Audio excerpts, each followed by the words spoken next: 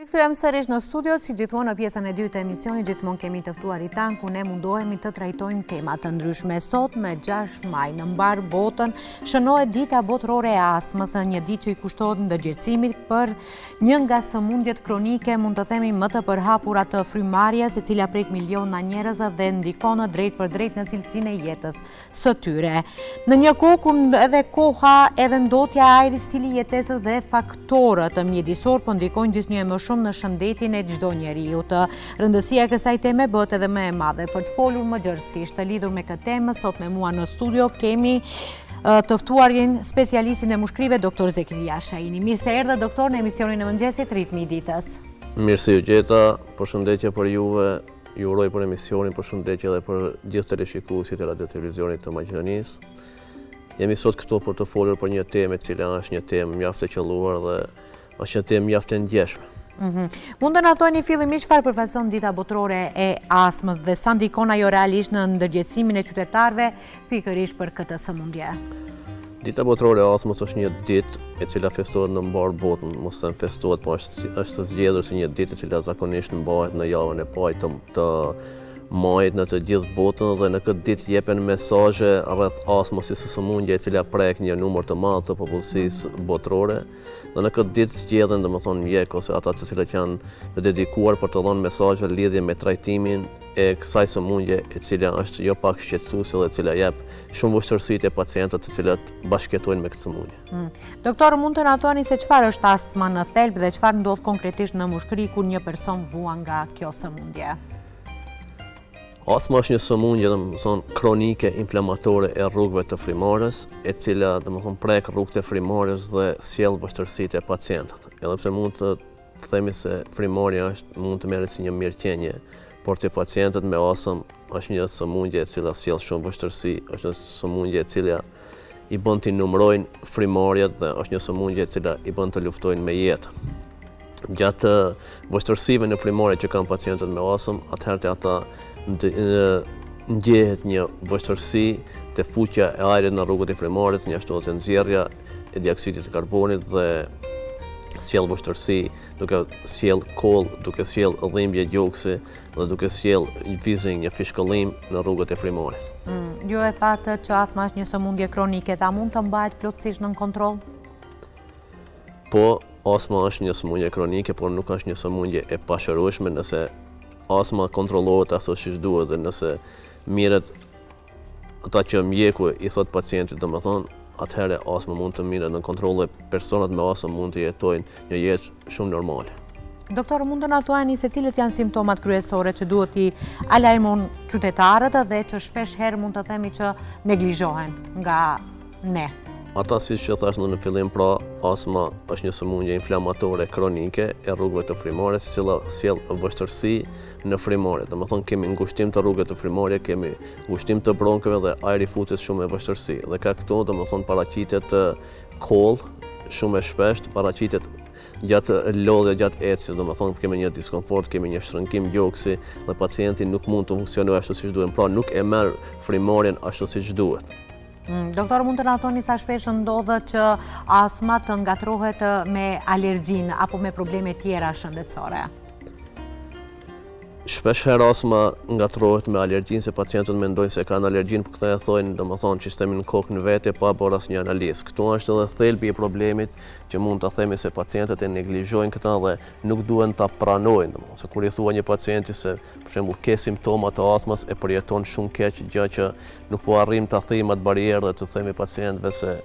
edhe astma është një sëmundje që kontrollohet dhe nuk është një sëmundje aq e keqe siç interpretohet. Dhe kur ndëgjojnë në ndëgjim të parë, kur bën bisedë me pacientin dhe duhet të testojmë testet që mos ke astëm, atëherë vetëm se fillon domethënë një ndjenjë e keqe te pacienti dhe mendon që është diçka shumë e rrezikshme, dhe fatkeqësisht ka raste kur e fton pacientin për një kontroll të ditë, nuk vjen më vetëm se e kanë dëgjuar fjalën e astmës.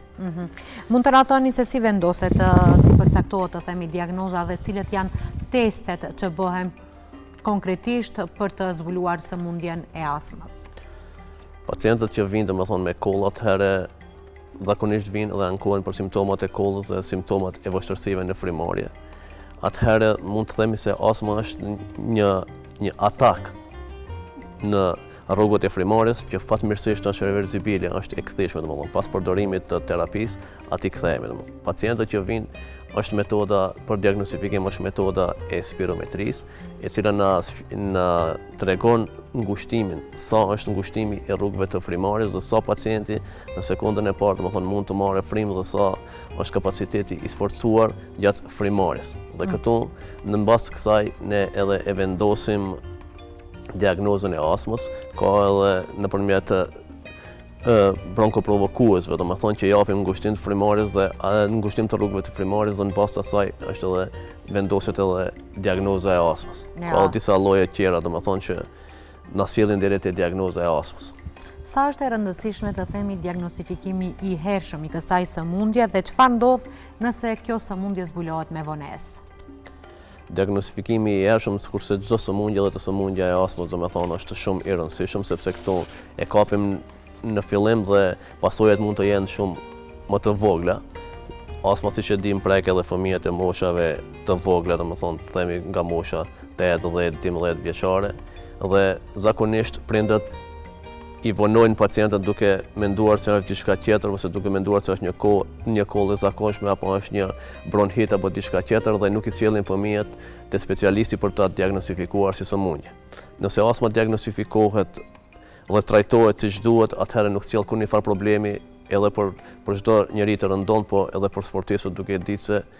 astma dhe shumë sportistë të mëdhenj dhe kampionë olimpik kanë bashkëjetuar me astmën dhe kanë arritur majat më të larta të suksesit vetëm se kanë kontrolluar dhe e kanë diagnostifikuar në kohë sëmundjen e astmës. Doktor, mund të na thoni se cilët janë faktorët kryesorë që përkeqësojnë astmën? Faktorët kryesorë që përkeqësojnë astmën domethënë janë alergjitë, pas tani që jemi në stinën e alergjive domethënë janë polenet, pluhurat, janë insektet, janë qimet e kafshëve, domethënë qimet e macës, qimet e qenëve, janë faktorë kryesorë, është edhe ajri i ndotur. Këtu mund të themi se edhe stresi është njëri ndër faktorët që na sjell deri te astma, edhe shumë faktorë tjerë. Po këta janë faktorët më kryesorë. Ambientet ku pihet dohani direkt pihet, po pihet dohani edhe në mënyrë indirekte nëse rrimte në ambiente ku pihet dohani, dhe këta janë ndër faktorët që e përkeqësojnë astmën.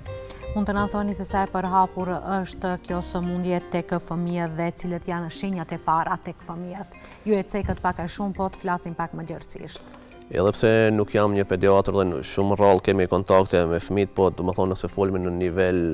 në vendin tonë, domethënë atëherë mund të themi se në Maqedoni kemi rreth 100.000 pacientë që janë të sëmurë me astmë, në bazë statistikave të fundit që janë marrë, domethënë që i bie të jetë diku rreth 4% të popullsisë në Republikën e Maqedonisë, por nëse flasim në nivel botëror, atë mund të themi se janë rreth 300 milion njerëz që janë të sëmurë me astmë. Sigurisht se sikur të mëdhejt edhe të fëmijët, domethënë është pak sëmundja e astmës është pak më e rrallë se sa të mëdhejt, por fatkeqësisht i prek edhe moshat e reja, sepse astma është një sëmundje që nuk zgjidh moshë dhe i treguan faktorët relevant, domethënë ata që ndikojnë në paraqitjen e astmës. Do ndalemi konkretisht në vendin tonë, në Maqedoninë e Veriut. Mund të na thoni se si paraqitet situata me pacientët të cilët dëvuajnë nga astma? Mund të them se në Maqedoninë e Veriut, domethënë siç e thash edhe më parë, kemi shumë pacientë të cilët vuajnë nga sëmundja e astmës. Fatkeqësisht astma nuk është edhe në nivelin e duhur të kontrollit, jo shkaku i sistemit shëndetësor, sepse mjekët në Maqedoni, siç e dim, ka disa qendra të kontrollit të astmës, duke e ditur se edhe në qendrën klinike universitare në Shkup, domethënë është klinika e pulmologjisë, alergologjisë, e cila merret me trajtimin e pacientëve me astmë. Kemi edhe di spitale tjera, domethënë të niveleve sekondare, siç është Shtet Shtatori dhe Instituti i Tuberkulozës në Maqedoni, dhe ata mirën me trajtimin dhe diagnostifikimin e pacientëve me astmë. Kemi një fluks të madh të pacientëve të cilat vinë dhe kërkojnë ndihmë nëpër këto qendra. Fatkeqësisht mënyra se si duhet merret terapia, pacientët nuk po e bëjnë ata siç duhet, sepse po e neglizhojmë. E thash edhe në fillim se astma është një sëmundje me reversibilitet, domethënë me kthim. Pacientët kur kanë hall, domethënë kur kanë vështirësi në frymëmarrje, vinë dhe kërkojnë ndihmë, po pas një kohe të shkurtër kur lirohen nga këta simptoma, ata vetëm fatkeqësisht e lanë terapinë anësh dhe vazhdojnë mënyrën e jetës siç mendojnë ata. Sa është e rëndësishme që pacientët të jenë të rregullt të themi në përdorimin e terapisë? është shumë e rëndësishme, mos them se është jetike që pacientët të jenë në përdorimin e terapisë dhe të jenë gjithherë në konsult me mjekun pas çdo vështirësive, domethënë sepse kemi epizode kur astma sulmon domethënë më lehtë dhe pacientët mund ta tejkalojnë edhe me përdorimin e terapisë në kushte shtëpiake, por ka edhe atake astmatike të cilët pacientët patjetër duhet të konsultojnë së pari mjekun dhe për të vazhduar sinxhirin derisa të vinë te specialisti i mushkërive dhe specialisti që merret me sëmundjen e astmës. Inhalatorët janë pjesë kyçe e trajtimit, përdoren ato gjithmonë siç duhet nga ana e pacientëve? Po, inhalatorët janë pjesa kyçe e mjekimit dhe trajtimit të astmës dhe pjesë e mirëmbajtjes,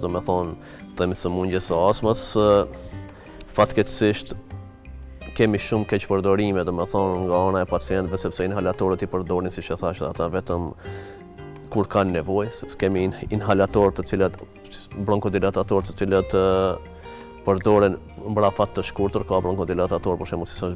salbutamoli, i cili ka një efekt shumë të shpejtë brenda disa sekondave, por gjatësia e veprimit të tij në organizmin e njeriut është shumë e shkurtër, mos them disa minuta. Dhe pacientët janë të përqendruar vetëm te ata bronkodilatator, sepse e ndjejnë se ju bën mirë, dhe fatkeqësisht ka keq përdorim të atij ilaçi, i cili përdoret disa herë brenda ditës, kur e dim se sasia maksimale e përdorimit të atij ilaçi është deri në 4 herë brenda ditës, kurse ka pacient që vinë dhe na thonë se e ka përdorur më shumë se 20 herë brenda ditës, kurse terapinë e rregullt të cilët duhet ta marrin bronkodilatatorët me afat të gjatë të cilët janë, atëherë ata nuk i përdorin në mënyrën e dur sepse mendojnë se nuk ju ndihmojnë dhe kështu që vjen deri te kriza më të shpeshta të astmës dhe te vështirësia e jetës së pacientëve, ku fatkeqësisht dhe vështirësi në mjekimin na sjellën edhe neve pastaj. A i bie kjo që nuk janë atë sa duhet të informuar, të themi edhe pacientët, apo edhe njerëzit tjerë të cilët nuk vuan nga kjo sëmundje? Sa janë të informuar me këtë sëmundje? Pajtohem me juve këtu, mendoj që nuk janë pacientët edhe aq të informuar, ndoshta do duhet edhe një kampanjë pak më e gjerë si nga ana e mjekëve, si nga ana e neve si specialistë, si nga ana e Ministrisë së Shëndetësisë, e cila duhet të marrë pak një hap për të informuar pacientët rreth rrezikshmërisë së mos trajtimit në kohë të astmës dhe se si duhet të mirëmbahet, themi kështu në thojë, si duhet përmbahet astma dhe si duhet pacientët të mirëmbahen rregullave që i rekomandon mjeku dhe si duhet të përdoret terapia, që do të sjellë një jetë shumë më të mirë dhe kushte të jetës shumë më të mirë dhe edhe pacientët të cilët bashkëjetojnë me astmë do të kenë një jetë më se normale. A mund të kenë të themi një jetë normale personat të cilët vuajnë nga astma? Po,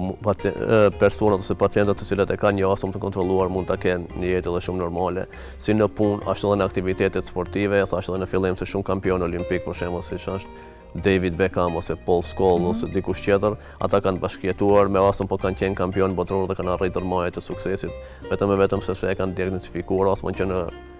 kohën kur është dashur, që në vegjëli dhe pastaj kanë bashkëtuar me ata duke e trajtuar dhe duke i marrë rekomandimet e mjekut dhe ilaçet ashtu siç ka qenë mënyra më e mirë.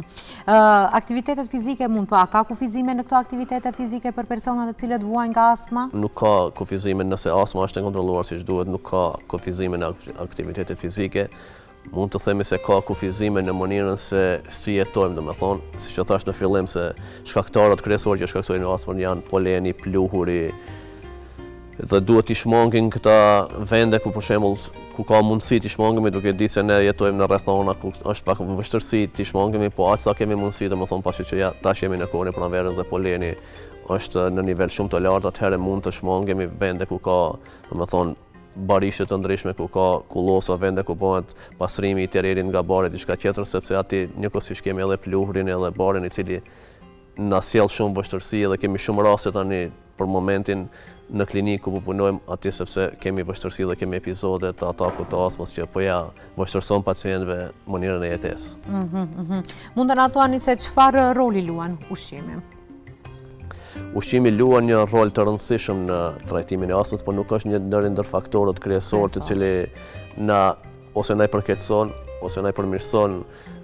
sëmundjen e astmës.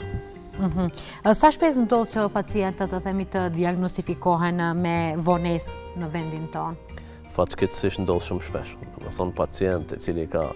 kemi raste kur pacient cili ka bashkëjetuar themi me astëm, por nuk e ka ditë se ka astëm për shembull me vite të tëra, 10-15 vite dhe pastaj kur vjen me një stadium shumë të rëndë, atëherë i drejtohet mjekut dhe fatkeqësisht e vërtetojmë në një kohë shumë të vonshme se pacienti ka astëm dhe atëherë pasojat janë pak më të rënda dhe e kemi pak më vështirë ta kthejmë pacientin në gjendje siç duhet të jetë. Sa e lehtë është qasja në specialistë dhe trajtim adekuat për qytetarët? Pasi që dhe ju jeni... Sinxhiri, i veprimit të pacientëve është pak e vështirë, sepse pacientët e kanë pak më të vështirë derisa të vinë te specialisti i pulmologjisë dhe alergologjisë. Sistemi tek ne është i ndërtuar në mënyrë të tillë, Ministria e Shëndetësisë ka ndërtuar që pacienti së pari duhet të kërkojë ndihmë te mjeku, pastaj mjeku të orientojë te mjeku internist dhe pastaj mjeku internist të jap udhëzimin për që pacienti të vijë deri te mjeku specialisti i pulmologjisë dhe alergologjisë, dhe kjo shkakton një kaos, themi, po mundohemi ta menaxhojmë në mënyrën e dur, sepse kemi një numër shumë të madh të pacientëve të cilët kërkojnë ndihmë, për shembull në klinika e pulmologjisë dhe alergologjisë aty ku punoj unë, për çdo ditë janë 4 ambulanca dhe një ambulancë të cilët trajtojnë pacientët, si themi pacientët me prioritet, ata që kanë nevojë që të trajtohen më një herë. Dhe besoj që edhe qendrat tjera ku po menaxhohet dhe ku po trajtohet astma, edhe ata po mundohen të japin maksimumin që vetëm që ofrojmë një ndihmë adekuate pacientëve të cilët janë me astëm, duke pas parasysh se terapia e cila e trajtojnë astëm është një terapi e shtrenjtë, por ka një kosto të shtrenjtë dhe Fondi Shëndetësor në Republikën e Maqedonisë i mbulon shpenzimet e pacientëve, por vetëm ilaqet që merren për trajtimin e astmës duhet të kenë rekomandimin e mjekut specialist pulmoalergolog. Maqedonia e dim që Shkupi konkretisht është rënditur shpesh herë në vendet e para nga ndotja e ajrit. Mund të na thoni se sa ndikon kjo tek personat të cilët vuajnë nga sëmundja e astmës, por edhe në rritjen e numrit të rasteve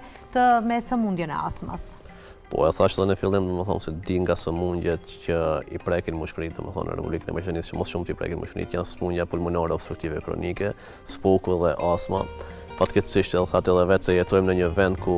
ajri është shumë i ndotur dhe dihet se ajri i ndotur i prek direkt, organet siç janë mushkëritë, organet respiratore dhe pacientët të cilët janë të ekspozuar ndaj këtij ajri të ndotur, konkretisht pacientët me astëm e përjetojnë shumë më keq këtë punë dhe vështirësohet, nëse kemi epizode të cilat kritike, të cilat pacientët i kapin më shpesh, nga astma, atëherë njëri ndër faktorët kryesorë që ndikon tek që këto epizode të jenë më shpesh dhe të jenë më të vështira, atëherë është edhe ajri i ndotur. Doktora, mund të na thoni sa ka dallime se ku jetojmë, qoftë me zonave urbane dhe ato rurale, të themi sa i përket përhapjes kësaj sëmundje? Po sigurisht që ka, se nëse jetojmë në zona, për shembull siç është Shkupi, këtu ku të gjitha ata faktorë që i përmenda që nga fillimi, pluhuri, ajri i ndotur dhe gjitha sende tjera të cilat ndikojnë në keqësimin e astmës, atëherë sigurisht që me një vend nëse është më periferi dhe në një vend themi një vend malor, atëherë ku ajri është shumë më i pastër, edhe mushkëritë do të jenë shumë më të rehabilituara, të them, dhe edhe nëse kemi episode të astmës, atëherë episodet do të jenë shumë më të lehta dhe nuk do të ketë nevojë për ndonjë intervenim shumë më të shpejt, për shembull, që pacienti të kërkojë ndihmë e parë, apo që është më e keq edhe të shtrihet në spital shkaku i përkeqësimit të astmës.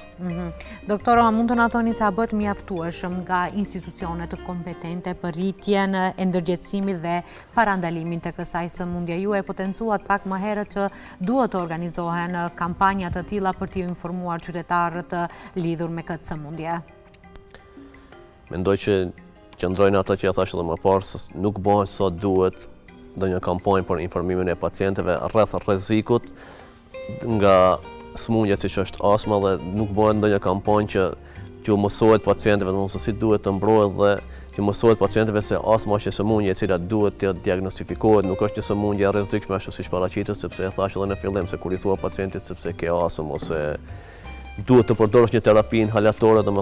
e ndjen shumë keq dhe e përjeton shumë keq. Mendoj që duhet merret një fushat nga Ministria e Shëndetësisë, sepse ne si mjek mundohemi nëpërmes kongreseve, nëpër konferencave të ndryshme të japin atë mesazhin deri që të arrijë te pacienti dhe t'ju themi se astma është një sëmundje e cila kontrollohet totalisht, është një sëmundje me të cilën mund të bashkëjetohet, edhe është një sëmundje e cila nuk prek te cilësia e jetës, por vetëm duhet t'i mbahet, të përqendrohen te rekomandimet që jep mjeku dhe të merret terapia në mënyrën e duhur, ashtu siç e rekomandon mjeku, e jo fatkeqësisht siç përdoret në mënyrë, siç themi, me epizode, merret atëherë kur ke nevojë dhe pastaj e lën pa koordinim me mjekun dhe pastaj kemi fatkeqësisht vështirësi të cilat na sjellin edhe pacientit edhe mjeku. A janë këto gabimet më të shpeshta të cilat i bëjnë pacientët? Po, fatkeqësisht janë gabimet më të shpeshta se pacientët e marrin në mënyrë periodike terapi, nuk e marrin ashtu siç është rekomanduar, se ka terapi, domethënë që thash në fillim, e cila duhet merret rregullisht, e cila i mirëmban në rrugë të frimares, i zgjeron ato dhe nuk lejon që të vijë deri te epizodet më të këqija që pacientët të kërkojnë ndihmë në spital.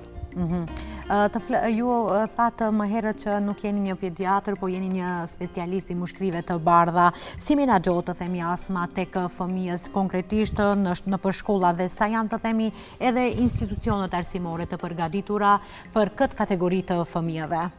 Sikurse për të mëdhenjtë dhe për fëmijët, domethënë fatkeqësisht jetojmë në një vend ku kushtet nuk janë edhe aq të briljante që pacientët të trajtohen në mënyrën e duhur. E dim edhe vetë se jemi prindër dhe vizitojmë shpesh shkollat dhe ambientet ku jepet mësimi fatkeqësisht në ato ambiente, e sado që të mundohet që të merret dhe të mbahet pastërtia, prapse kemi ambiente të rrethuara me plur, ambiente të ndotura, ambiente ku pihet edhe duhani fatkeqësisht dhe fëmijët vizitojnë ato ambiente dhe pastaj përkeqësohet gjendja ku aty edhe del në pas pacientët ose fëmijët mund të kenë simptoma të cilat na çojnë deri tek diagnostifikimi më shpejt, sepse kur vjen në kontakt me këto alergjen apo me plurin apo me faktorët ndoshta që e përkeqësojnë këto, atëherë fëmijët prindërit e fëmijëve janë të obliguar që t'i dërgojnë fëmijët tek mjeku dhe pastaj hap pas hapit të vinë deri te diagnostifikimi i asaj sëmundje që quajmë astmë. Duke parë zhvillimet në mjekësi, a ka shpresë për trajtime më të avancuara në të ardhmen? Po, fatmirësisht, domethënë mjekësia çdo ditë më tepër po përparon, domethënë dhe po ndikon që jeta e pacientëve me astmë të jetë shumë më e lehtë dhe kemi shumë shpresë në një të ardhme kemi do të arrijmë edhe shumë më shumë dhe pacientët me astmë, domethënë do të ndjejnë veten shumë normal dhe nuk do të kenë vështirësi sikur gjatë punës, sikur gjatë jetës, sikur gjatë çdo aktiviteti fizik do ta ndjejnë sikur njerëzit e rëndom që nuk kanë sëmundjen e astmës. Doktor, dhe në fund cili do të ishte mesazhi juaj për gjithë qytetarët të cilët jetojnë me astëm, apo por edhe për ata të cilët sadopak kanë ndoshta edhe simptoma të astmës, por ende nuk janë kontrolluar? Unë kisha një mesazh, domethënë që çdo pacient i cili ka vështirësi në frymëmarrje, i cili ka një koll domethënë kronike të zgjatur që i zgjat me muaj, mos të hezitojë, po të drejtohet te mjeku dhe të kërkojë. Nuk do të thotë se çdo pacient që ka këto simptoma ka astmë, po të paktën të konsultohet me mjekun dhe mjeku të japë versionin e vet dhe diagnozën e vet. Kurse pacientët të cilët janë vetëm të diagnostifikuar me astmë, kisha pas një mesazh dhe kisha lutur që të ndjekin rekomandimet e mjekur, të marrin terapinë me rregull dhe të largohen nga ata faktorë të cilët i përmendëm në gjithë këtij emisioni, të cilët i vështirësojnë, domethënë dhe simptomat e astmës dhe e vështirësojnë astmën si sëmundje, domethënë sepse nuk do të thotë se mund ne totalisht të largohemi nga këta faktorë dhe të largohemi, po të paktën të mund të ruhemi që mos bim në kontakt me këta alergjen, me këta plura, me këto aq sa kemi mundësi, dhe nëse pak a shumë largohemi nga këto, atëherë edhe sëmundja e astmës do të jetë pak më e lehtë. Ju falimnderit edhe njerë që ishit pjesë emisionit të Ritmi i ditës, si dhe për gjitha informacionet dhe këshillat shëndetësore që i dhatë pikërisht për sëmundjen e astmës. Falimnderit edhe juve që na dhatë mundësi të paktën të marrim disa pika ujë nga oqeani quajtur mjekësi dhe ky mesazh shkojë deri te pacientët që sadopaktën ndikoj që të vetëdijsohen sa më shumë dhe ta kenë jetën sa më të mirë dhe më të lumtur dhe mos kenë pengesa gjatë sëmundjes së astmës. Ju falimderit edhe një herë. Shikuesa nderuar, shkojmë një pikë muzikore dhe rikthehemi sërish në studio për të vazhduar edhe më tej me informacione tjera.